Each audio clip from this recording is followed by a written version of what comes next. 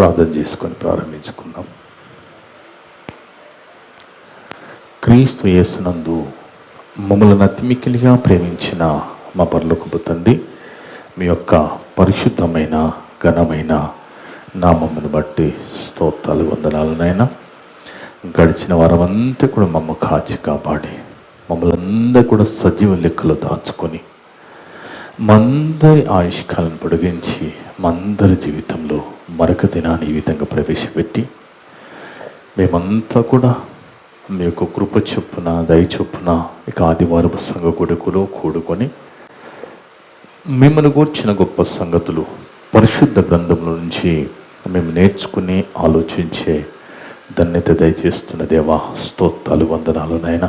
వచ్చిన వింటున్న ప్రతి ఒక్క బిడ్డని పేరు పైన ముట్టండి, తాకండి, పరిశుద్ధపరచండి, బలపరచండి తండ్రి. మరి ఈ దినాన ఈ సమయంలో మేమంతా సంఘముగా కూడుకొని పరిశుద్ధ గ్రంథంలోంచి గొప్ప సంగతులు పరిశోధన చేస్తుండగా మందరికీ పరిశుద్ధ ఆత్మసాయాన్ని ప్రసాదించండి దేవా. మాట్లాడే నాకు కూడా ఆత్మసాయాన్ని దయచేయండి తండ్రి. నేను సత్యవాక్యం సరిగా విభజించి మాట్లాడే ఆత్మసాయాన్ని దయచేయండి దేవా. మనుషులు సంతోషపెట్టే మాటలు నేను మాట్లాడకుండా మిమ్మల్ని మాత్రమే సంతోషపెట్టే విధంగా మాట్లాడుకు కృప చూపండి తండ్రి. నన్ను నేను తగ్గించుకుని మేము ఇచ్చిస్తూ మీకే కీర్తి మహిమ తెచ్చే విధంగా మాట్లాడే భాగ్యం ప్రసాదించండి దేవా. నా ద్వారా మాట్లాడే ప్రతి మాట వింటున్నందరి హృదయాలలో ఫలింపచేయమని సమస్త ఘనత మహిమ ప్రభావాలు మీకే చెల్లిస్తూ మా ప్రభువును మా రక్షకుడును మీ ప్రియ కుమారుడు అయిన యేసుక్రీస్తు వారి పరిశుద్ధ నామమున అడిగి వేడుకొనుచున్నాము తండ్రి, ఆమేన్. ఆమేన్. ముందుగా దేవునికి స్తోత్రం చెల్లిద్దాం. కూడి వచ్చిన సంఘస్థులకు, ఆన్లైన్ ద్వారా యూట్యూబ్ ద్వారా వింటున్న దేవుళ్ళందరూ కూడా యేసుక్రీస్తు నామమున వందనాలు. దేవుని బిడ్డలారా, దేవుని మహాకృపను బట్టి మనమంతా ఈ విధంగా సంఘముగా కూడుకొని పరిశుద్ధ గ్రంథంలోంచి మరొక గొప్ప సంగతిని నేర్చుకుని ఆలోచించి ధన్యత దయచేసిన తండ్రికి యేసుక్రీస్తు ద్వారా కృతజ్ఞతలు చెల్లిద్దాం. ఆమేన్, ఆమేన్. ఈరోజు దేవుడు సంఘాన్ని ఆన్లైన్ ద్వారా యూట్యూబ్ ద్వారా వింటున్న ప్రతి ఒక్క బిడ్డని ప్రేమించి మనందరి కోసం ఏర్పాటు చేసిన అంశం యోబు గారి యొక్క ఓర్పు రహస్యమేంటి? యోబు గారి యొక్క ఓర్పు రహస్యమేంటి? చూడండి దేవుని బిడ్డలారా, దేవుని ప్రేమ చాలా విలువైనది, చాలా గొప్పది. ఆయన ప్రేమను బట్టి ఈ విధంగా మనము సంఘముగా కూడుకొని ఆరాధించుకునే భాగ్యాన్ని దయచేశాడంటే ఆయనకు మనము కృతజ్ఞతలు తెలియచేయాలి. చూడండి, బైబిల్లో ఎంతోమంది భక్తులు ఉన్నారు. ఎంతోమంది భక్తులు బైబిల్లో ఉన్నారు. ఆ భక్తులలో ఎంతోమంది ఉద్దండులు, ఎంతోమంది హేమీలు, ఎంతోమంది అతిరథ మహారథులు, మహానుభావులు ఉన్నారు. అయితే ఈ భక్తులందరి జీవితాలు మనం చూస్తున్నప్పుడు వీళ్ళు ఎలా ఇలా బతకగలిగారు, వాళ్ళకి ఎలా సాధ్యపడింది, ఎలా ఉండగలిగారు వాళ్ళు? ఒక దానియేలును చూసినప్పుడు కానీ, ఒక షద్రక్ అబద్నే, మేషక్ అబద్నెగో అనే వారిని చూసినప్పుడు కానీ, ఒక యోసేపును చూసినప్పుడు కానీ, ఒక యోబును చూసినప్పుడు కానీ, పౌలు గారిని పేతురును చూసినప్పుడు కానీ, వీళ్ళ జీవితాలన్నీ కూడా చాలా స్పెషల్గా కనబడతా ఉంటాయి, ప్రత్యేకంగా కనబడతా ఉంటాయి. వీళ్ళు ఎలా బ్రతకగలిగారో, ఇంత గొప్పగా ఎలా ఉండగలిగారు దేవునిలో? వాళ్ళేమైనా మహిమలు కలిగిన దేవదూతల అంటే కాదు, మనలాంటి మనుషులే. కానీ ఏంటి మరి అంత గొప్పగా, అంత నమ్మకముగా, అంత విశ్వాసం కలిగి దేవుని కోసం ఎలా ఉండగలిగారు, ఎలా బ్రతకగలిగారు? చనిపోతానని తెలిసి దానియేలు సింహాల గుహలోకి వెళ్ళడం ఏంటి?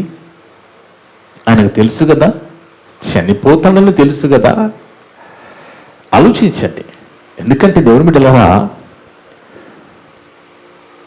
దర్యావేషు రాజుగా ఉన్న దినాలలో కొంతమంది కుట్ర చేసి రాజుగారి చేత ఒక శాసనం చేస్తారు. దానియేలు ఎక్కడ మనకు దొరకడం లేదు, దానియేలు గొప్పవాడిగా ఎదిగిపోతున్నాడు, ఇక దేవుని విషయంలో తప్ప ఆయన మనం ఎక్కడ కూడా పట్టుకోలేము అని ఆలోచన చేసిన కొంతమంది అధిపతులు కుట్ర చేసి రాజుగారి దగ్గరికి వచ్చి ఒక ఆలోచన చెప్తున్నారు. ఏంటి ఆలోచన అంటే, 30 దినాలు అధిపతులు కానీ ఎవరైనా రాజ్యములో ఉన్న వాళ్ళు నిన్ను తప్ప ఇక ఏ దేవుణ్ణి కానీ ఎవరిని కూడా ఏమి మనవి చేసుకోకూడదనేది ఆ రాజుగారికి వాళ్ళ ఆలోచన చెప్తున్నారు. అలాంటప్పుడు రాజుగారి శాసనం అంటే ఎలా ఉంటుందో తెలుసు కదా. ఒకసారి రాజుగారు శాసనం చేశారు అంటే అది ఖచ్చితంగా ఎవరైనా దానికి లోబడవలసినది. లోబడకపోతే ఏం చెప్పారంటే, ఎవరైనా దీనికి లోబడకపోతే అలాంటి వాడిని సింహాల బోనులో వెయ్యాలి, సింహాలకు వెయ్యాలనేది చట్టం చేయించారు. ఒకసారి గ్రంథములకు వెళ్ళి చూస్తే దానియేలు గ్రంథము 6వ అధ్యాయం 7 నుంచి 10 వరకు చూద్దాం. దానియేలు గ్రంథము 6వ అధ్యాయము 7 నుంచి 10 వరకు చూస్తే దేవుని బిడ్డలారా, రాజ్యపు ప్రధానులు సేనాధిపతులు అధిపతులు మంత్రులు సంస్థానాధిపతులు అందరూ కూడి రాజు ఒక ఖండితమైన చట్టం స్థిరపరచి దానిని శాసనముగా చేయించవలెనని చాటింపవలెనని యోచన చేశారట. ఎట్లంటే 30 దినముల వరకు రాజుగారి యొద్ద తప్ప మరి ఏ దేవుని యొద్దనైనను మానవుని యొద్దనైనను ఎవడును ఏ మనవి చేయకూడదట. ఎవడైనను చేస్తే వాడు సింహముల గుహలో పడద్రోయబడాలి అనేది శాసనము చేయించారు రాజుగారితో. ఆనాడు బబులోను సామ్రాజ్యాన్ని పరిపాలిస్తున్న మరి దర్యావేషు రాజుగా ఉన్న దినాలలో దానియేలును ఇరికించాలని వీళ్ళంతా కుట్ర చేసి రాజుగారిని ఒప్పించి ఒక శాసనం చేయించారు. కానీ కింద చదవమా, రాజా ఈ ప్రకారముగా రాజు శాసనం ఒకటి పుట్టించి మాదీయుల యొక్కయో పారసీకుల యొక్కయో పద్ధతిని అనుసరించి స్థిరమగు శాసనముగా ఉండునట్టు దాని మీద సంతకము చేయమని మనవి చేసిరి. కాగా రాజుకు దర్యావేషు శాసనము రాయించి సంతకం చేశాను. ఇట్టి శాసనము సంతకము చేయబడని దానియేలు తెలుసుకొనెను. ఆయనకు తెలిసిపోయింది ఇలాంటి చట్టం ఒకటి వచ్చింది, శాసనం వచ్చింది అనేది దానియేలు తెలుసుకునేను. అతడు తన ఇంటికి వెళ్ళి యథాప్రకారముగా అనుదినము ముమ్మారు మోకాళ్ళుని తన ఇంటి పైగది కిటికీలు యెరూషలేము తట్టునకు తెరవబడి ఉండగా తన దేవునికి ప్రార్థన చేయుచు ఆయనను స్తుతించుచున్నాడు. ఏంటి ధైర్యం? ఏంటి ఈ ధైర్యం? ఏంటి? ఈయనకి శాసనం వచ్చింది, ఆ శాసనం ప్రకారముగా మరి ఈయన ఎవరిని మనవి చేయదు కదా, ఆయన దేవునికి ప్రార్థన చేస్తున్నాడు కదా, మరి ఈయన పట్టుకుంటే ఆ సింహాల గుహలో వేస్తాను కదా, సింహాలు తినేస్తాయి కదా, అయినా కానీ ఈయన ధైర్యం ఏంటి, నమ్మకం ఏంటి? ఆలోచించండి దేవుని బిడ్డలారా. ఈ మీ 13వ వచనం అమ్మ, 10 వరకు చదివిన తర్వాత 13వ వచనం.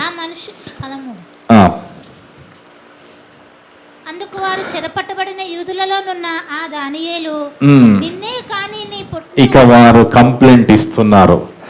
నువ్వు చేసిన శాసనాన్ని ధిక్కరించి తన దేవునికి ప్రార్థన చేస్తుండగా మేము చూశామని రాజుగారి దగ్గరికి కంప్లైంట్ తీసుకొని వచ్చారు. నీ శాసనం లక్ష్య పెట్టలేదు దానియేలు. ఆ దానియేలు అందుకు వారు చెరపట్టబడిన యూదులలో ఉన్న ఆ దానియేలు నిన్నే గాని నీవు పుట్టించిన శాసనమునే గాని లక్ష్య పెట్టక అనుదినము ముమ్మారు ప్రార్థన చేయుచు వచ్చుచున్నాడు అనెను. రాజు ఈ మాట విని ఆ బహుగా వ్యాకులపడి చూడండి, దర్యావేషు రాజు ఆయన్నే శాసనం చేసి సంతకం చేశారంటే ఖచ్చితంగా అది అమలు జరుగుతుంది. ఇప్పుడు దానియేలు దొరికిపోయాడు కాబట్టి దానియేలు విషయంలో ఏం జరుగుతుంది? ఈయనను తీసుకెళ్లి సింహాల గుహలో వేస్తారు. అది ముందే దానియేలుకు తెలుసు. అయినప్పటికీ కూడా దేవునికి ప్రార్థన చేశాడు అంటే ఆ ధైర్యం ఏంటి దేవుని బిడ్డ? ఆ విశ్వాసం ఏంటి? ఆ నమ్మకం ఏంటి? దేవుడు నన్ను కాపాడుతాడనా? దేవుడు నన్ను కాపాడుతాడనా? కాదు దేవుని బిడ్డలారా, దేవుడు నన్ను కాపాడుతానని కాదు, నేను చచ్చిపోవడానికి సిద్ధం. దేవుడు కాపాడుతాడని సింహాల గుహలోకి వెళ్ళిన చనిపోవడానికి సిద్ధపడి సింహాల గుహలోకి వెళ్ళిపోయాడు. అదేవిధంగా శద్రకు మేషకు అబేద్నెగో అనే వారి విషయంలో కూడా మరి ఈ రాజు నెబుకద్నెజరు నిలబెట్టిన ఈ విగ్రహానికి అందరి మొక్కాలన్నప్పుడు మేము మాత్రం సాగిలపడమని ఆ ముగ్గురు నిలబడిపోతారు. అలాంటి వారిని ఎవరైతే ఈ యొక్క ప్రతిమకు ఈ విగ్రహానికి మొక్కరో సాగిలపడరో అలాంటి వారిని అగ్నిలో వేయబడాలని శాసనం. కానీ వాళ్ళు కూడా భయపడలేదు. వాళ్ళు ఏమన్నారంటే, ఏమో మా దేవుడు మమ్మల్ని కాపాడితే కాపాడొచ్చు, ఒకవేళ కాపాడకపోయినా మేము మాత్రం దానికి మొక్కం. అదే దానియేలు గ్రంథం చూడండి. దానియేలు గ్రంథం 3వ అధ్యాయం 16 నుంచి 18 వరకు. దానియేలు గ్రంథం 3వ అధ్యాయము 16 నుంచి 18 వరకు.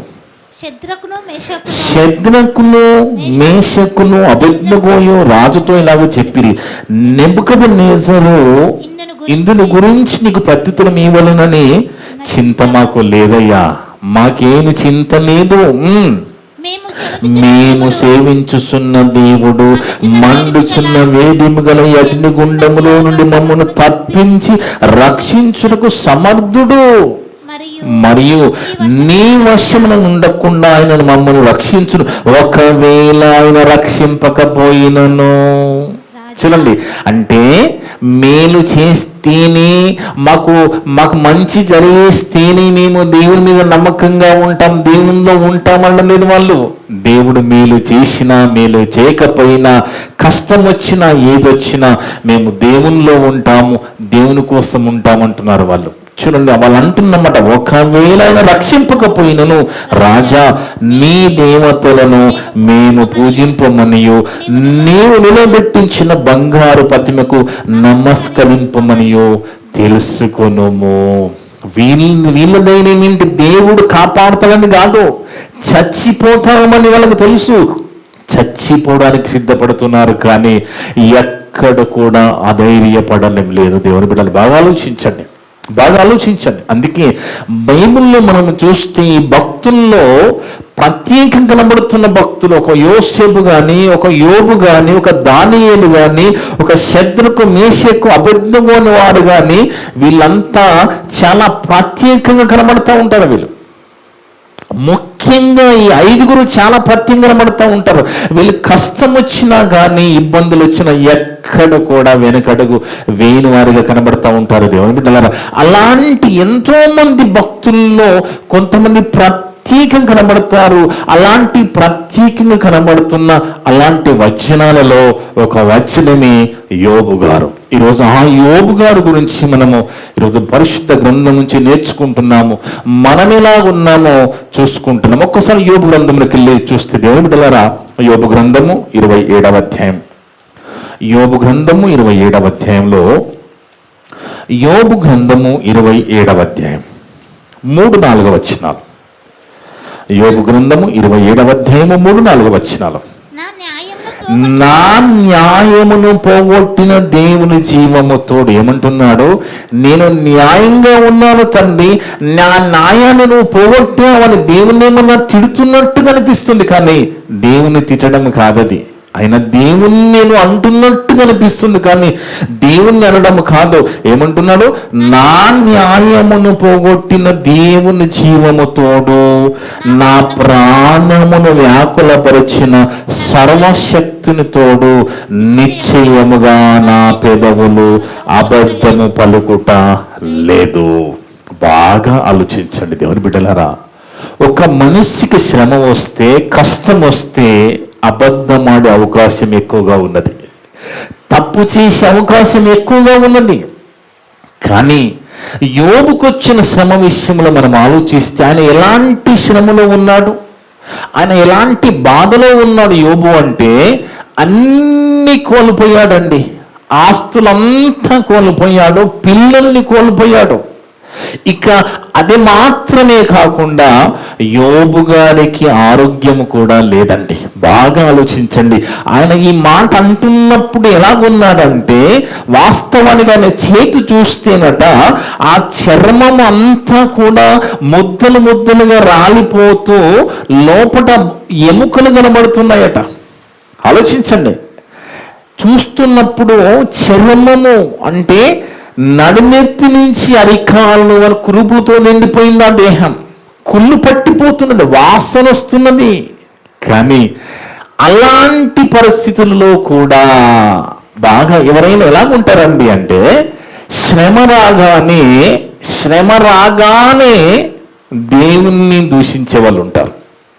శ్రమ రాగానే, శ్రమల్లో ఉన్నప్పుడు ఒక పాట పాడాలనిపించదు, మరి దేవుని వాక్యం చెప్పాలనిపించదు, దేవుని ఆరాధించాలనిపించదు. కానీ ఈ భక్తుడట యోబు అలాంటి, ఆయనకి వచ్చిన శ్రమ మనలాగేదో చిన్న మోకాల నొప్పులు, ఏదో తలనొప్పులు, ఏదో పక్షవాతము, మరి ఇలాంటి చిన్న చిన్నవి కదా ఆయనకు వచ్చింది.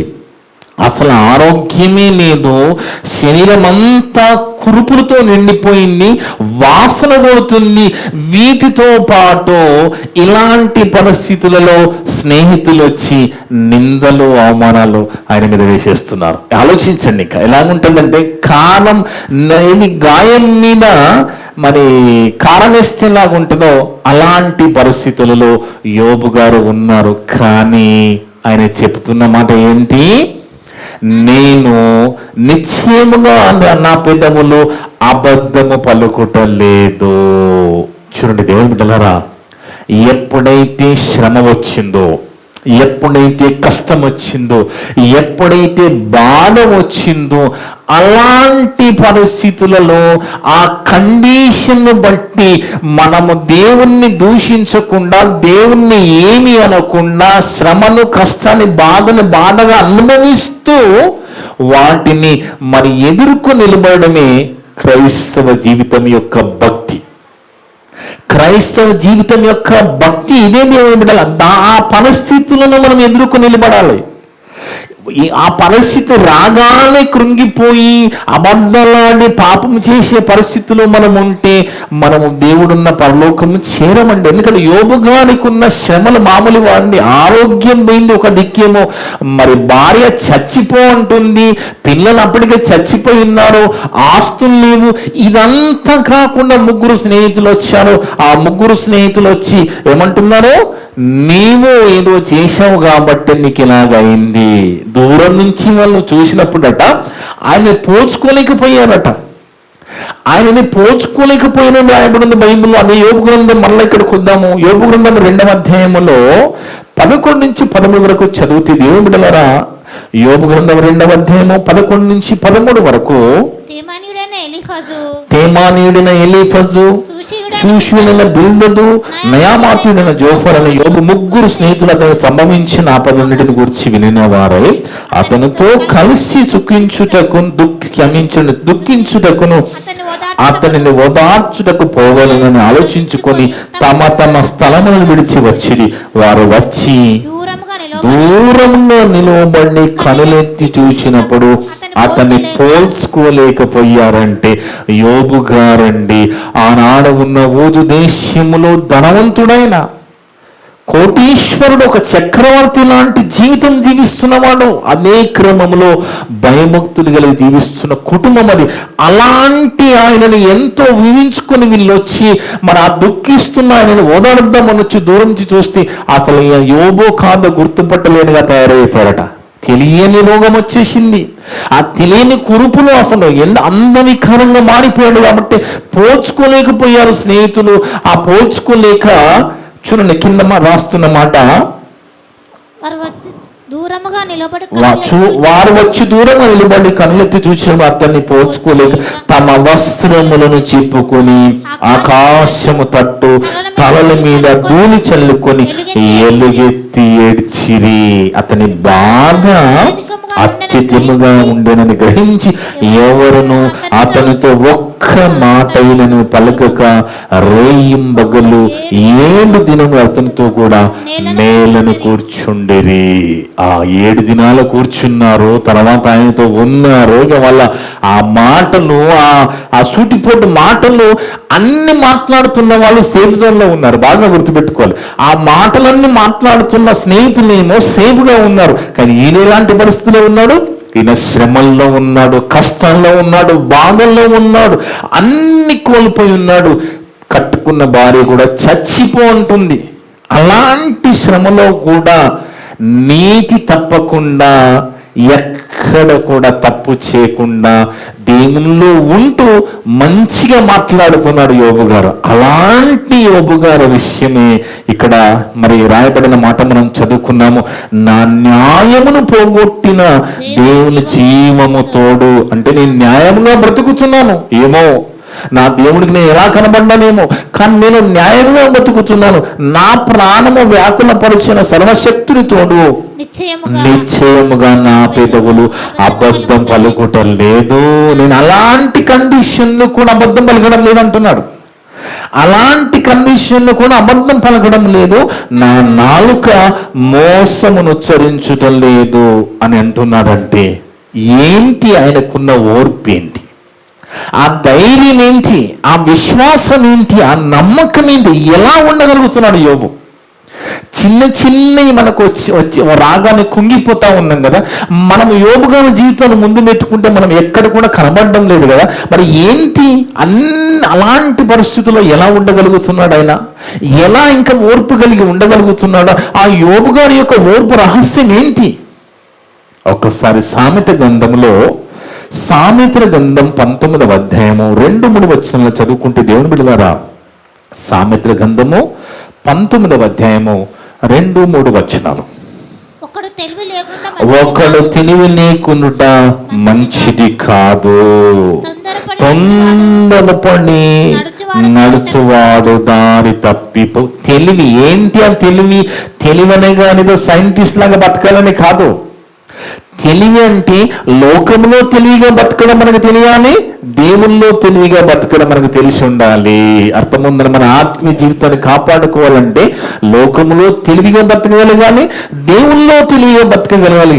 ఎందుకంటే లోకములో ఎందుకు తెలివిగా బతకాలంటే ఇది దుష్టలోకం, ఇది మింగే లోకం, ఇది మనల్ని ఆకర్షించి పడవేసే దుష్టలోకము. ఆ లోకములో తెలివిగా ఉండాలి, దేవుల్లో తెలివిగా బతకాలి. అంటే చెప్తున్నాడు అక్కడ, ఒకడు తెలివి లేకుండా మంచిది కాదు, తొందరపడి నడుచువాడు దారి తప్పిపోవును. ఆ తొందరపాటు అనేది మన జీవితంలో ఎక్కడ కూడా నష్టమే జరిగిస్తుంది. అది మనకు మంచిది కాదంటే తెలివి కలిగి ఉండాలి, తొందరపడి నష్టపోదు. మనం తెలివి కలిగి, దేవుల్లో తెలివి కలిగి ఉండాలి, లోకంలో తెలివిగా బతకాలి. ఎక్కడ మనం బతికినా మన జీవితం బ్యాలెన్స్గా ఉండాలి, బ్యాలెన్స్గా వెళ్ళిపోతూ ఉండాలి. బ్యాలెన్స్ తప్పొద్దు. మనం కష్టం వచ్చిందనో, శ్రమ వచ్చిందనో, ఇంకేదో అయిందనో, మనకు మంచి జరగం లేదనో మనము ఎక్కడ కూడా బ్యాలెన్స్ తప్పకూడదు. అలా తప్పితే మన జీవితం తారుమారైపోతుంది అంటున్నాడు దేవుడు. మనం బ్యాలెన్స్ తప్పితే మనకేదో శ్రమ వచ్చిందని, ఏదో కష్టం వచ్చిందని, ఏదో బాధ వచ్చిందని మనము బ్యాలెన్స్ తప్పామనుకో మన జీవితం తారుమారైపోతుంది.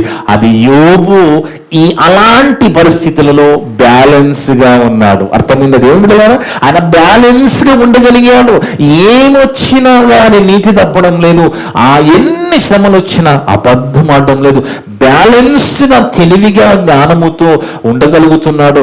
ఎందుకంటే ఆయనకు తెలుసు, కింద చెప్తున్నాడు చూడండి, ఒకడు తెలివి లేకుండా మంచిది కాదు, తొందరపడి నడుచువాడు దారి తప్పిపోవును. ఒకని మూర్ఖత వాని ప్రవర్తన తారుమారు చేయును. చూడండి, ఇప్పుడు ఎప్పుడైతే నువ్వు భక్తునివి, నీ భక్తురాలు అనుకుంటూ ఏదైనా శ్రమ కష్టం రాగానే నువ్వు దేవుని నుంచి దూరం అవుతున్నావు అనుకో, అలాంటి మూర్ఖ స్వామి నీలో వచ్చిందనుకో నీ జీవితం తారుమారైపోతుంది. ఇప్పుడు యోబు గారిని చూడండి, అలా ఎందుకు అంత ఓర్పుగా ఉన్నారంటే, అంత శ్రమ వచ్చినా, భార్య కాదన్నా, చచ్చిపోమన్నా, స్నేహితులు దూషిస్తున్నా, అవమానపరుస్తున్నా, ఆరోగ్యం పోయినా, కురుపుతో నిండిపోయిన శరీరం వాసన వస్తున్నా, మాంసం ముద్దలు రాలిపోతున్నా కానీ ఎక్కడ కూడా బ్యాలెన్స్ తప్పడం లేదు, ఎక్కడ కూడా మూర్ఖ స్వభావం రానియడం లేదు. ఎందుకంటే కష్టం రాగానే దేవుని తిట్టే వాళ్ళు ఎంతమంది లేరండి? లేరా? కష్టం వచ్చినప్పుడు నీ శ్రమను తిట్టుకో, ఈ మాయదాని శ్రమను దాన్ని తిట్టు. దేవుని తిడితే మూతి బలకొడతాడు. ఎందుకంటే దేవుని తిట్టడం ఏంటండి? ఆ శ్రమ అనేది. అందుకే యోబు గారి జీవితం మనం ఎందుకు మాట్లాడుకుంటున్నామంటే, ఆయనకు వచ్చిన శ్రమ ముందు అసలు మనకు వస్తున్న శ్రమలే కావు. అన్ని శ్రమల్లో కూడా ఎక్కడ కూడా బ్యాలెన్స్ తప్పకుండా చాలా జ్ఞానయుక్తంగా ప్రవర్తిస్తున్నాడు, మాట్లాడుతున్నాడు. ఎక్కడ కూడా దేవుణ్ణి దూషించడం లేదు. కానీ ఇక్కడ చెప్తున్నాడు చూడండి, ఒకని మూర్ఖత వాని ప్రవర్తనను తారుమారు చేయును. అట్టివాడు ఎవడు? భక్తులుగా ఉన్నవాడు శ్రమ వచ్చిందని తన జీవితాన్ని దేవునికి దూరం చేసుకుని మూర్ఖ స్వభావం తెచ్చుకుంటే యోహోవాను దూషిస్తామని కింద రాయబడి చూడండి. అట్టివాడు హృదయమున యెహోవా మీద కోపించును. చూడండి, దేవుని మీద కోపించే పరిస్థితి ఎక్కడ కూడా దేవుణ్ణి దూషించలేదు ఆయన, ఎక్కడ కూడా నీతి తప్పలేదు, ఎక్కడ కూడా అబద్ధమాడడం లేదు. ఎక్కడైనా కానీ దేవునికి నచ్చే విధంగా ప్రవర్తిస్తున్నాడు, మాట్లాడుతున్నాడు, స్నేహితులకు సమాధానం చెప్తున్నాడు, తనకు తాను సమాధానం చెప్పుకుంటున్నాడు, భార్యకు సమాధానం చెప్పాడు. ఏ పరిస్థితులు ఎక్కడ కూడా బ్యాలెన్స్ తప్పడం లేదు. అది మనం గుర్తుపెట్టుకోవాలి. ఇప్పుడు భక్తుల జీవితాలన్నీ చూస్తే, వాళ్ళకు వచ్చిన శ్రమలను కూడా మనం గమనిస్తే ఎవరు కూడా ఎక్కడ బ్యాలెన్స్ తప్పకుండా ఉంటున్నారండి. బాగా ఆలోచించి, అంటే వాళ్ళకు తెలుసు భక్తుడుగా ఉంటున్న మనము శ్రమ వస్తే మనం బ్యాలెన్స్ తప్పితే మూర్ఖ స్వభావాలకు వెళ్ళిపోతాము, దేవుని దూషిస్తాము, దేవునికి దూరం అయిపోతాము అని తెలుసు కాబట్టి బ్యాలెన్స్ తప్పకుండా ఉంటున్నారు. ఈరోజు దేవుడు కూడా మనల్ని అదే చెప్తున్నాడు. యోబు గారికి ఆ ఓర్పులో రహస్యం ఏంటి అంటే, ఆయన బ్యాలెన్స్ తప్పకుండా తన భక్తి జీవితాన్ని కాపాడుకుంటున్నాడు. నీవు కూడా దేవుల్లో ఉండాలంటే నీకు వస్తున్న శ్రమలు ఏమైనా ఉంటే వాటిని బట్టి నువ్వు కుంగిపోకుండా నువ్వు కూడా బ్యాలెన్స్గా తెలివిగా ఉండాలి అని దేవుడి రోజు గుర్తు చేస్తున్నాడు దేవుని బిడ్డలారా. అందుకే ఇంకొక మాట కూడా మనం చూస్తే, ఒక భక్తుడు ప్రార్థన చేస్తున్నాడు. చూడండి, ఒక భక్తుడు దేవునికి ప్రార్థన చేస్తున్నాడు. ఏమని ప్రార్థన చేస్తున్నాడంటే, దేవా, నేను కటిక పేదవాడుగా ఉన్నాను అనుకో, నేను దొంగగా మారిపోతాను, నాకు ఎక్కువ ధనం వచ్చేసింది అనుకో, దేవుడు ఎవడని మాట్లాడతాను, గర్వం వచ్చేస్తుంది కదా, కాబట్టి నాకు తగినంత ఇయ్యని మాట్లాడుతూ ఉన్నాడు. ఎక్కువగా ఉన్న పాపం చేస్తారు, తక్కువగా ఉన్న పాపం చేస్తారు. అసలు నిజమైన ఈ భక్తుల జీవితాలు మనం ఆలోచిస్తే, దేవుడు మేలు చేసినా మేలు చేయకపోయినా వాళ్ళకి కీలు వచ్చినా కానీ దేవుని మీదనే ఆధారపడుతున్నారు, దేవుల్లోనే ఉంటున్నారు. ఎక్కడ కూడా వాళ్ళ విశ్వాస నమ్మిక జీవితాన్ని ఎక్కడ కూడా బ్యాలెన్స్ తప్పకుండా ఉంటున్నట్టుగా మనకు కనబడుతుంది దేవుని బిడ్డలారా. అందుకే చూద్దాం, సామెత గ్రంథము 30వ అధ్యాయం 8-9 వచనాలు. సామెతల గ్రంథము 30వ అధ్యాయము 8-9 వచనాలు. రెండో మాట నుంచి చదవమ్మ. పేదరికమునైనను ఐశ్వర్యమునైనను నాకు దయచేయకుము. చూడండి, భక్తులు ఇలాగ అడుగుతారండి.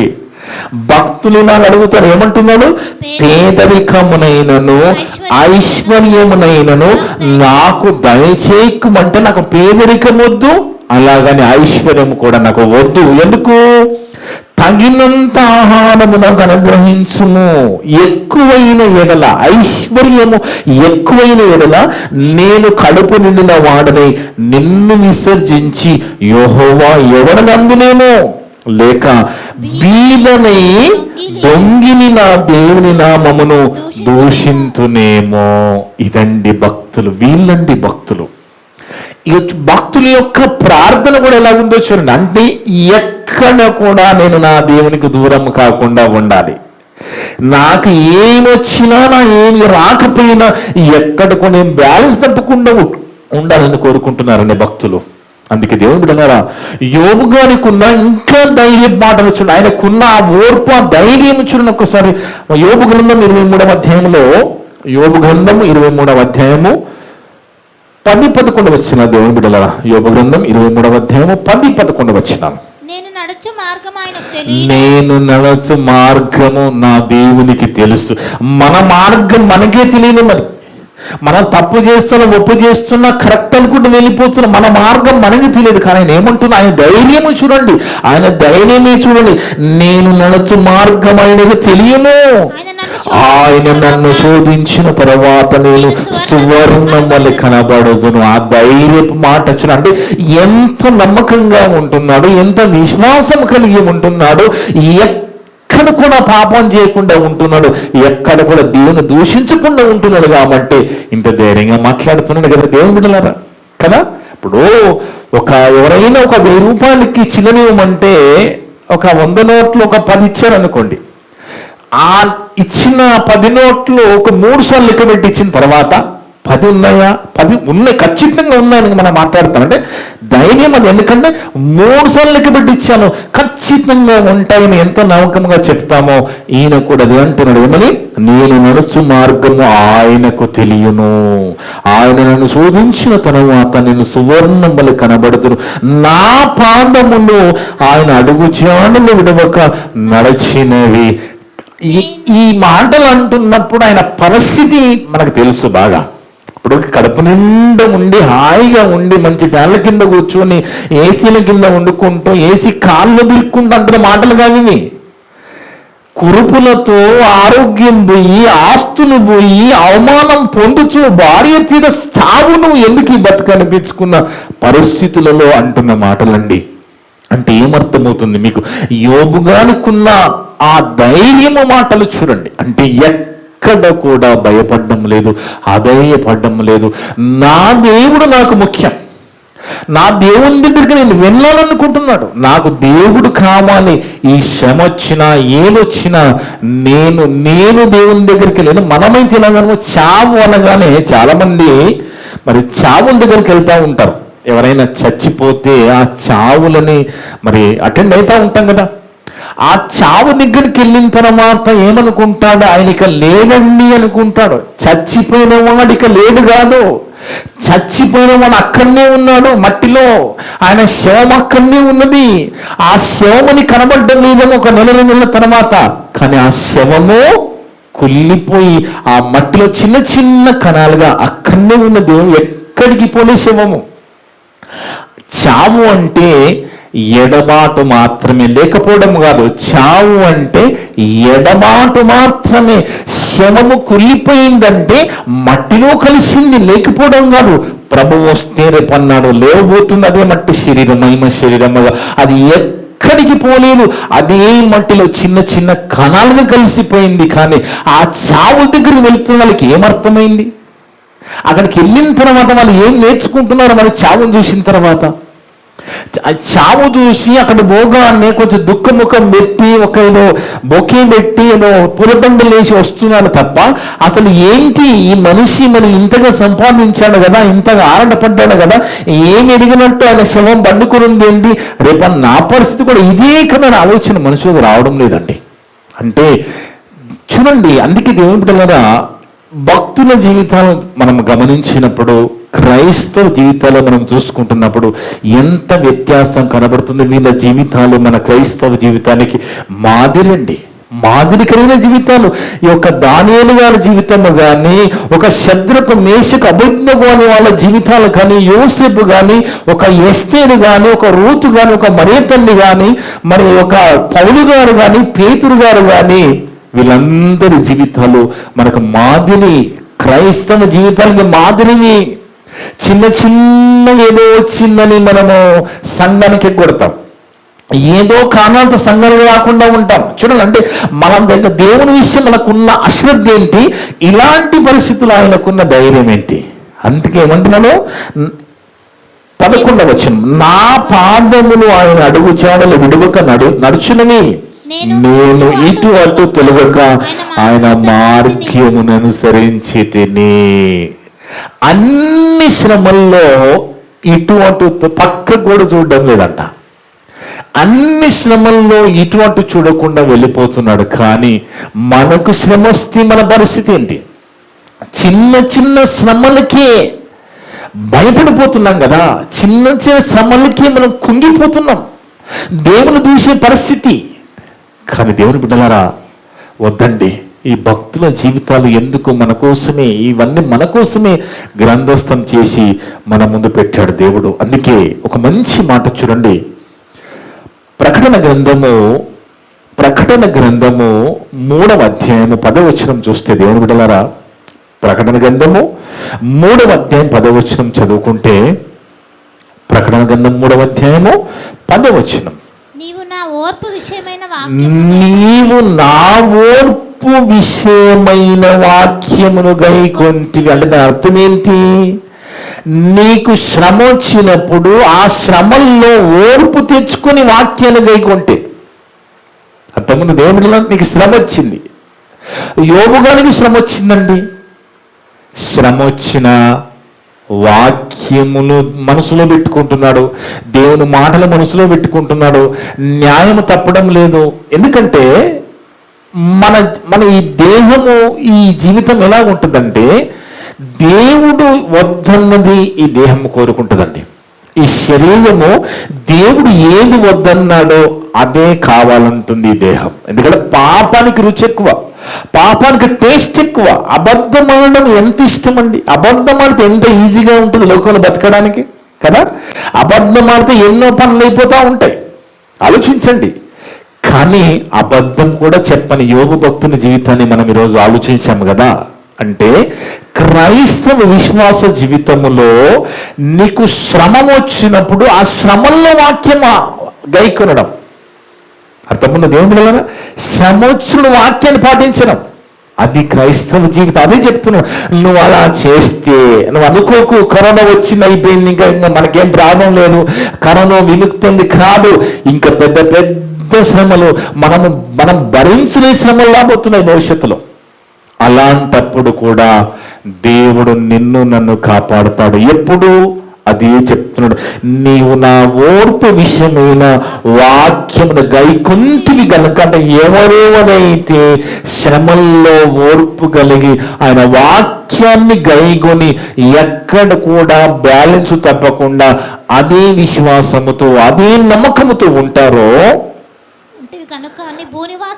ఒంటిలో అలాంటి వారి గురించి మాట్లాడుతున్నాడు. ఒంటి వాక్యములు గైకొంటివి గనుక భూనివాసులను శోధించుటకు లోకమంతటి మీదికి రాబో శోధన కాలంలో నేను నిన్ను కాపాడేదను. దేవుడు మనల్ని కాపాడాలి, దేవుడు నిన్ను నన్ను కాపాడాలంటే వాక్యం మనలో ఉండాలి, మన మదిలో ఉండాలి. ఎన్నోసార్లు చెప్పాను, మన మదిలో వాక్యం ఉండాలి, అవునా కదా. మదిలో వాక్యము, గదిలో ప్రార్థన, లోకములో సాక్ష్యం. మీకు చెప్పాను కదా, మన క్రైస్తవ జీవితంలో ప్రాముఖ్యమైన మదిలో వాక్యం, గదిలో ప్రార్థన, లోకములో సాక్ష్యం. అదే అంటున్నాడు, నీకు శ్రమ వచ్చింది, ఓర్పు వచ్చింది, అప్పుడు నువ్వు వాక్యాన్ని స్వీకరించు. నీలో ఉన్న వాక్యంతో నువ్వు దాన్ని అది గైకుని అదైని పడకుండా శ్రమను శ్రమగానే అనుభవించు, కష్టాన్ని కష్టంగా అనుభవించు, భయపడకు. అలా నువ్వు నిలబడి ఉన్నప్పుడు అది ఎల్లకాలం ఉండదు కదా. యోబు గారికి వచ్చిన శ్రమ ఎల్లకాలం లేదు కదా, ఒక టైం వచ్చిందో శ్రమ పోయింది కదా. అలాగే మన జీవితంలో కూడా శ్రమలు వస్తున్నప్పుడు అవి కొంతకాలం ఉంటాయి, పోతాయి, వస్తాయి, పోతాయి. మనకు కూడా శ్రమలు వస్తాయి.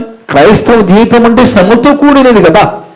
ఇప్పుడు చూడండి, మనమున్న తెలుగు రాష్ట్రాల్లో మనం పుట్టిన మన భారతదేశంలోనే శత్రువులు తయారైపోయారు. మనం అనుకుంటాం నీ శత్రువు ఎవరంటే పాకిస్తాన్ అని అనుకుంటాం. పాకిస్తాను శత్రువు కాదు, పక్కనున్న శత్రువు కనబడుతున్నాడు. వాడే దూరుతున్నాడు, ఇళ్ళలో దూరుతున్నాడు, కొడుతున్నాడు, చంపుతున్నాడు. ఇలాంటి చేస్తున్న వీడి కదా మన శత్రువు. ఎక్కడో కాదు శత్రువులు మన మధ్యనే ఉన్నారు. చూడండి దేవుడు అంటే ఆలోచించండి. అంటే ప్రేమ లేకుండా తోటి వాడిని ప్రేమించాలి, వాడు మనలాంటి మనిషి అని ఆ విజ్ఞత కోల్పోయి ఇంత మూర్ఖంగా ప్రవర్తిస్తున్నారంటే శత్రుడు ఇక్కడనే మన వాళ్ళే శత్రులుగా అయిపోతున్నారు. మన దేశంలో మనతో పాటు పుట్టిన వాళ్ళే శత్రులుగా మారిపోయి ఇంకేమంటున్నారు, పాకిస్తాన్ మన శత్రువు అండి. అది అబద్ధం మాట. వాడేమనడం లేదు, పక్కనున్నోడే మనం ఉండడం లేదు. ఆలోచించండి దేవుని బిడ్డలారా. అందుకే మనము క్రైస్తవులుగా, మనం క్రీస్తును నమ్మిన వారుగా మనం ఖచ్చితంగా గుర్తుపెట్టుకోవాల్సింది ఏంటి అంటే, మనకు ఏదైనా నేను అలవాటు చేసుకుంటున్నాను దేవుని బిడ్డ, నేను ఇవన్నీ అలవాటు చేసుకుంటున్నాను. యోబు గారి జీవితాన్ని చూసి వీళ్ళకి ఎలా సాధ్యపడింది, అసలు ఎలా ఉండగలిగారు వీళ్ళకున్న ధైర్యం ఏంటి, వీళ్ళకున్న నమ్మకం ఏంటి అని ప్రయత్నం చేస్తున్నాను. నేను ఉండడానికి ప్రయత్నం చేస్తున్నాను. ఎందుకంటే నాకు కావాలి పరలోకం, మీకు కావాలి పరలోకం, మనందరికి పరలోకము కావాలి కదా. ఆ పరలోకము కావాలన్నప్పుడు మన జీవితంలో, మనదిన జీవితంలో ఏదైనా శ్రమ వచ్చినా, కష్టం వచ్చినా, బాధ వచ్చినా మనం ఎలాగ ఉండాలో చెప్తున్నాడు. ఏమంటున్నాడు, నీవు నా ఓర్పు విషయమైన వాక్యమును గైకొంటివి గనుక, అంటే వాక్యానికి నీ హృదయంలో, నీ జీవితంలో చోటు ఇస్తున్నావు గనుక భూనివాసులను శోధించుడు లోకమంతటి మీదికి రాబో శోధన కాలములో. కింద పుటనోట్లో శోధన గడియలో రాయబడింది. శోధన గడియలో నేను నిన్ను కాపాడేదను. ఇది రూల్ అండి, ఇది రూలు. నువ్వు దేవుని కోసం ఏం చేయకుండా, ఏం బతుకుండా దేవుడా అంటే దేవుడు అస్సలు పట్టించుకో. నువ్వు నా కోసం అసలు నన్ను తెలుసుకుని నా కోసం బ్రతకకుండా, లేదా నన్ను అసలు తెలుసుకోకుండా ఉండి దేవుడా అంటే దేవుడు ఎందుకు వింటానండి? ఇక్కడ చెప్పాడు కదా, నీవు నా వాక్యాన్ని నీ మధ్యలో పెట్టుకుని ఆ వాక్యాన్ని గైకొని నువ్వు ప్రవర్తిస్తే శోధన కాలంలో నేను కాపాడినది అన్నది ఎవరండి? జీవము గల దేవుడు అండి. జీవము గల దేవుడు చేస్తున్న వాగ్దానం ఇది. అందుకే దేవుడు అలా చివరికి ఒక మాట చూద్దాం. రోమపత్రిక 7వ అధ్యాయము 23-24 వచనాలు. రోమపత్రిక 7వ అధ్యాయము 23-24 వచనాల్లో ఇక్కడ పౌలు భక్తుడు చెప్తున్నాడు. చూడండి, రోమీయులకు రాసిన పత్రిక 7వ అధ్యాయము 23-24. వేరొక నియమము మన దేహంలోనట వేరొక నియమం ఉన్నదట. అర్థమైంది దేవుడు? ఇది అందరినీ పక్కన పట్టిస్తుంది నియమం. ఇది చెప్పుకుంటున్నాడు పౌలు గారు, భక్తుడు కాబట్టి ఆయన శరీరంలో ఉన్న వేరొక నియమం గురించి మాట్లాడుతున్నాడు. మనమైతే భక్తులుగా చలామణి అయిపోతున్నాం. చెప్పుకోకుండా భక్తులు అనుకుంటూ మోసపోతాం. కానీ ఇక్కడ చెప్తున్న మాట ఉంది, వేరొక నియమము నా అవయములలో ఉన్నట్టు నాకు కడపనుచున్నదని, అది నా మనసునందున ధర్మశాస్త్రముతో పోరాడుచు, అంటే వాక్యముతో పోరాడుచు, నా అవయములో ఉన్న పాప నియమమును నన్ను చెరపట్టి లోపరుచుకొనుచున్నది. ఏంటా వేరొక నియమము? పాపమనే నియమము. అందరిలో ఉన్నది అది, అందరి శరీరంలో ఉన్నది. అది అందరినీ కూడా దేవుని దగ్గరికి పోకుండా చేస్తుందట. వేరొక నియమం, ఆ వేరొక నియమము చాలా ప్రమాదకరమైంది. దాని నుంచి మనం బయటపడాలి. ఆ పాపాన్ని మనకు రాకుండా చూసుకోవాలి. ఆ అసూయ, ఆ మత్సరం, ఆ కుళ్ళు, ఆ బూతులు అవన్నీ వద్దండి. ఎందుకంటే చాలా మందికి అబద్ధాలు చెప్పడం ఇష్టము, బూతులు మాట్లాడడం ఇష్టము, సొల్లు మాట్లాడడం ఇష్టము, ముచ్చలు పెట్టుకోవడం ఇష్టము. వద్దు. అవన్నీ కూడా నన్ను దేవునికి దూరం చేసి పాప నియమములకు తీసుకొని పోతే, ఆ నియమము మన దేహంలో ఉన్నది, అది చాలా ప్రమాదకరమైందని పౌలు గారు చెప్పుకుంటున్నాడు నిస్సిగ్గుగా. కానీ మనము సిగ్గు లేకుండా మనం వెళ్ళిపోతూ ఉంటాం. ఆయన సిగ్గుతో చెప్పుకుంటున్నాడు. ఏమంటున్నాడు చూడండి తర్వాత, అయ్యో నేను ఎంత దౌర్భాగ్యులను, ఇట్టి మరణము లోనగు శరీరం నుండి నన్ను ఎవడు విడిపించును.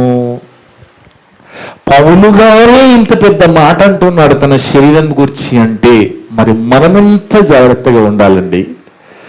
మనం ఎంత జాగ్రత్త పడి ఆయన సిగ్గుపడుతూ చెప్తున్నాడో మనం సిగ్గు లేకుండా భక్తులం అనుకుంటూ వెళ్ళిపోతున్నాం. వద్దు దేవుని బిడ్డలారా, మన మధ్యలో వాక్యం, ఆ వాక్యానికి చోటు, మన జీవితంలో వాక్యం, ఆ వాక్యాన్ని పాటించడం, దాన్ని గైకొనడం. అన్ని వేళల్లో దేవుడు మేలు చేసినా మేలు చేయకపోయినా, మేలు చేసి దేవుడు మమ్మల్ని కాపాడినా కాపాడకపోయినా మేము మాత్రం మొక్కమన్నారు. ఎవరు? శద్రకు, మేషకు, అబద్నగు అను ఆ ముగ్గురు భక్తులు. నేను చచ్చిపోతాను కానీ నా దేవునికి ప్రార్థన చేయకుండా ఉండనన్నాడు. ఎవరు? దానియేలు. ఏంటి ధైర్యం అంటే, వాళ్ళ ధైర్యం ఏంటి అంటే వాక్యాన్ని గైకుంటున్నారు. వాళ్ళలో దేవుని మాట ఉన్నది. దేవుని మాట ఉంది కాబట్టి ఆ ఓర్పు, ఆ ధైర్యం, ఆ జీవితం బ్యాలెన్స్గా ఉంచుకోగలుగుతున్నారు. వాళ్ళు ఎలాంటి పరిస్థితులైనా వాళ్ళు బ్యాలెన్స్ తప్పడం లేదు. అందుకే మనము బ్యాలెన్స్ తప్పితే జీవితం తారుమారైపోయి దేవుని దూషించే పరిస్థితి వస్తుంది. కాబట్టి ఏ పరిస్థితిలో కూడా తారుమారు కాకుండా చూసుకోమంటున్నాడు దేవుడు. అందుకని యోబు గారి యొక్క ఓర్పు రహస్యం అదే.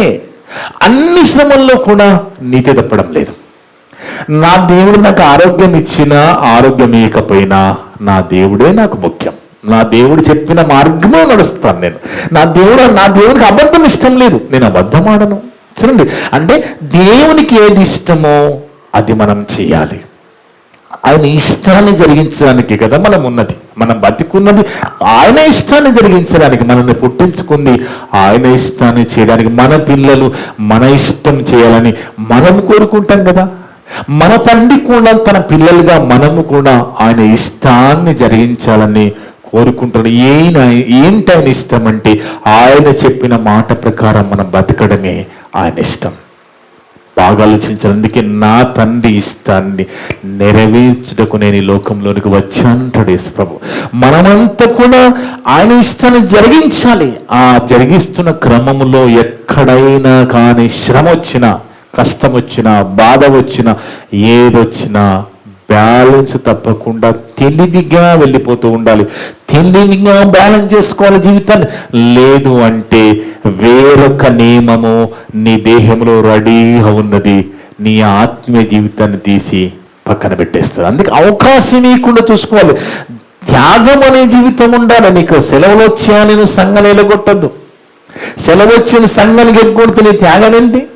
సెలవు వచ్చింది, ఎక్కడికో ప్రయాణం పెట్టుకున్నావు, సంఘానికి ఎగ్గొట్టామనుకున్నావు. ఎగ్జాంపుల్, నీ త్యాగం ఏంటి? మరి దేనికోసం నువ్వు ఏం త్యాగం చేస్తున్నావు? అవును జాబ్ చేస్తావు, సెలవు వచ్చింది, ఆ సెలవు రోజు తర్వాత ఆదివారం వచ్చింది, తర్వాత సెలవు ఉంది, అలాగని ఆదివారం సంఘానికి ఎగ్గొడతావా? అంటే దేవునికి సంఘానికి ఎగ్గొట్టడం ఇష్టం లేదు కదా, సంఘానికి రావడం ఇష్టం కదా. మరి ఎక్కడ నీ జీవితం దేవుని ఇష్టం జరగబడుతున్నది? ఆలోచించండి. అందుకే ఆయన ఇష్టము ఆయన వాక్యము గైకొని ఓర్పులు శ్రమల్లో ఆ వాక్యాన్ని గైకొంటే భూలోకంలో రాబోతున్న మహాశ్రమలు రాబోతున్నాయి, పెద్ద పెద్ద తట్టుకునే శ్రమలు. అప్పుడు దేవుడు మనల్ని గుర్తు చేసుకుంటాడు, కాపాడతాడు. అలా కాపాడబడాలి. లేదా మనము దేవుడున్న పరలోకం వెళ్ళాలంటే ఇదిగో ఈ భక్తుల జీవితాలు మన ముందు దేవుడు పెడుతున్నాడు. అందులో ఒక వజ్రం లాంటి యోబు గారి జీవితం. ఆయనకు వచ్చిన శ్రమ మామూలు శ్రమ కాదండి. అలాంటి శ్రమలో కూడా ఆయన నిలబడ్డాడంటే నువ్వెందుకు నిలబడవు? నీకు అలాంటి శ్రమ రాలేదు కదా అంటాడు దేవుడు. మనం నీకు యోబు లాంటి శ్రమ రాలేదు కదా, నువ్వెందుకు నిలబడవు? ఇవన్నీ నేను నీకు చెప్పాను కదా అంటాడు. అందుకే దేవుని బిడ్డలారా, యోబు గారికి ఉన్న ఓర్పు రహస్యం ఏంటి? ఆయనకు తెలుసు ఎక్కడ కూడా ఏ శ్రమ వచ్చినా బ్యాలెన్స్గా ఉండాలి, నీతి తప్పొద్దు, దేవుని వాక్యాన్ని గైకొనాలి, వాక్యానికి లోబడాలనేది దానియేలుకు తెలుసు, శద్రకు మేషి అబద్ధం కొనే వారికి తెలుసు, యోగ భక్తులకు తెలుసు, మనకు కూడా ఈరోజు తెలుసు. కాబట్టి తెలుసుకున్న మనము కూడా మన విశ్వాస భక్తి జీవితాన్ని కాపాడుకుంటూ మనము కూడా ధైర్యము కలిగి ఎక్కడ కూడా అధైర్యపడకుండా ఇటు అటు చూడకుండా వాక్యాన్ని మధ్యలో పెట్టుకొని ఆ వాక్యానికి లోబడి బ్రతుకుతూ దేవుని మహింపరుస్తూ వెళ్ళిపోవాలని ఈ మాటలు ముగిస్తున్నాను. ఇట్టి మాటలు ఏ ఒక్క మాట కూడా దాగపోకుండా విన్న మీ అందరి హృదయాలలో చెప్పిన నా హృదయంలో దేవుడు సమృద్ధిగా ఫలింపజేయనుగాక. ఆమేన్. ఆమేన్. ప్రార్థన చేసుకున్నాం. మమ్మలను మిక్కిలిగా ప్రేమించిన మా పరలోకపు తండ్రి, మీ యొక్క పరిశుద్ధమైన ఘనమైన నామమును బట్టి స్తోత్రాలు, వందనాలు. గొప్ప దేవుడునైనా గొప్ప మాటలు ఇది నా అందరితో మాట్లాడిన విధానం బట్టి స్తోత్రాలు, వందనాలు. అవును తండ్రి, యోబు లాంటి గొప్ప భక్తుని జీవితము మా ముందు పెట్టి ఆయనకున్న ఓర్పు రహస్యమేంటో కూడా మాకు చెప్పి మేము కూడా అలాంటి ఓర్పు సహనము కలిగి ఉండాలంటే మేము ఎలా ఉండాలో కూడా మాతో మాట్లాడిన విధానం బట్టి స్తోత్రాలు, వందనాలు.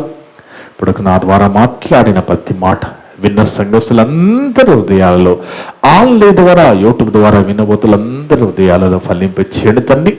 మేమంతా కూడా కేవలం వాక్యము చదివి విని వదిలిపెట్టి మమ్మల్ని మేము మోసపరుచుకోకుండా విన్న మాటల ప్రకారంగా జీవించే ధన్యత దయచేయమని సమస్త ఘనత మహిమ ప్రభావాలు మీకే చెల్లిస్తూ మా ప్రభువును మా రక్షకుడును మీ ప్రియ కుమారుడు అయిన యేసుక్రీస్తు వారి పరిశుద్ధ నామమున అడిగి వేడుకొనిచున్నాము తండ్రి. ఆమేన్. ఆమేన్. మీ అందరికీ వందనాలు. May God bless you all.